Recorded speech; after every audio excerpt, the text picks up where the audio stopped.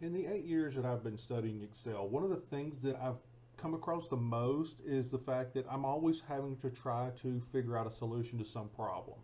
Now, whether that problem exists in Excel or not, if it has to do with pulling data in or anything of that nature, I have to make sure that it works correctly. And this is an example of that.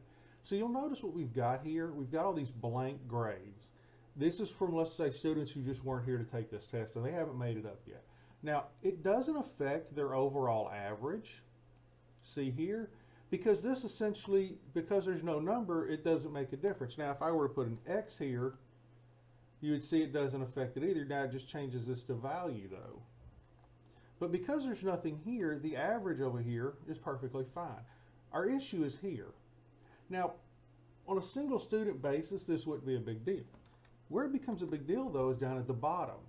When we look here at our error, that one error causes this entire column to not be able to average. And there's our issue. We need the average percentage growth for this column.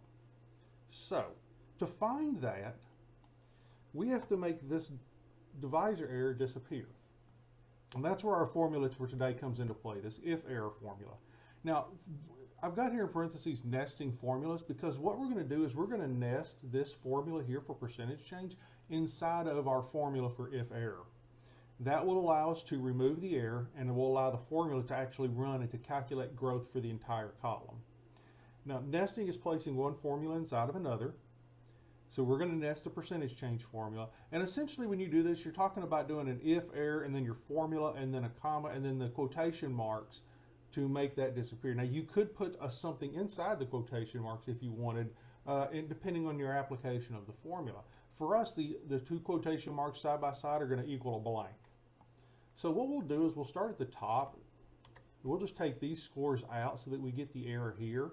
And then we're going to take this formula out and we're going to rewrite it. So what we're going to do is we'll say equal, and we'll say IfError. Now you'll notice we have a parentheses here. Well, the first thing we're going to do is have to do a second one because of the fact that we need to put this post-test minus pre-test inside of the parentheses. So there's an open and close, so we're done with the parentheses. We'll do our divide, pre-test.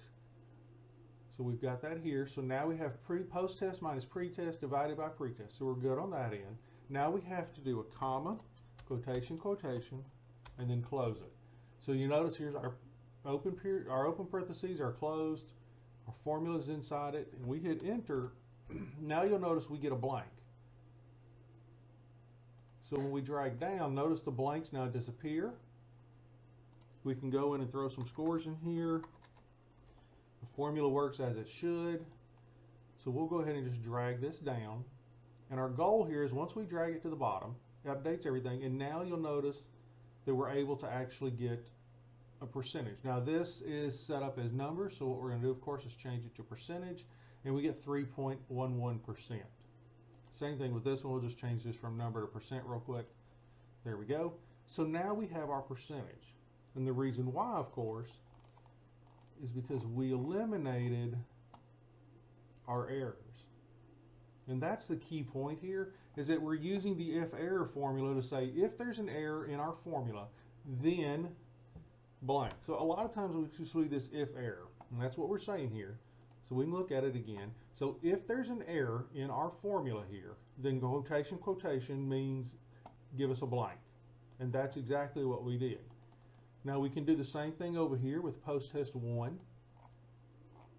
In fact, an easy way to do this, since we have our formula, we'll just do it this way this time. We'll say IfError.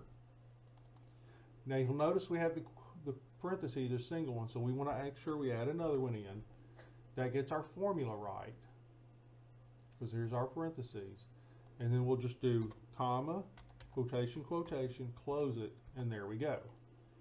Same thing, we can drag this down, and we'll get our number. So we want to make that a percentage. Now, what we'll do is we'll actually write that formula for each of the 4 growth columns, because that's where we know we're going to end up errors. And then just to be sure, we'll go ahead and do it for our pre and our post-test average as well. That way, all of our calculating columns, we ensure that when we get to the bottom here are going to calculate out. And that's what we want to make sure of. Because what we don't want to have happen is we go in and we have one student who's missing something. For example, this one student, and then all of a sudden now our formula doesn't work. So we want to ensure that our formula is working. And that's how we can do it.